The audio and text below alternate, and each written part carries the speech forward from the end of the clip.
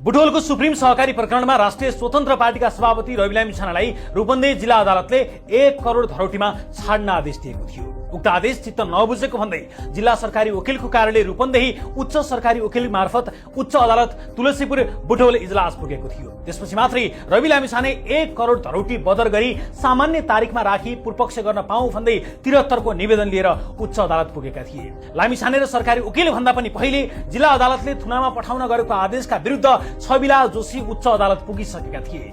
पछि छविलाल जोशीको थुनामुक्त हुन पाऊ भन्ने निवेदन, सरकारी वकिलको रविलाई थुनामा राख्न माग गरेको निवेदन र धरौटी समेत बदर गरी साधारण तारिखमा बस्न पाऊ भन्ने रवि लामिछानेको निवेदन एकै ठाउँमा राखी पेश भएको थियो। सबै निवेदनलाई एकै ठाउँमा राखी चैत्र 21 गते पेशी तोकिएको थियो। उक्त दिन न्यायाधीश रमेश ढकाल र स्वीकृति ब्राजुलीको इजलासमा यी निवेदन परेका थिए। उक्त दिन बहस नसकिएपछि हेर्दैमा राखेर 22 गते बहस सुरु भएको थियो। रवि लामिछानेका तर्फबाट वरिष्ठ अधिवक्ता सुरेन्द्र थापा, अधिवक्ता डाक्टर नारायण दत्त कणेल, पशुपति भण्डारीले बहस सकेपछि दिउँसो 1:30 बजेबाटै न्यायाधीशद्वय आदेश लेख्न थालेका थिए। त्यसका लागि उनीहरूले सबैलाई इजलासबाट बाहिर निकाले, तर आदेश आउन भने निकै समय लाग्यो। साँझ 7:26 मात्रै उच्च अदालत तुलसीपुर बुटवलको वेबसाइटमा फैसलाको स्थिति अपडेट भएको देखिन्छ।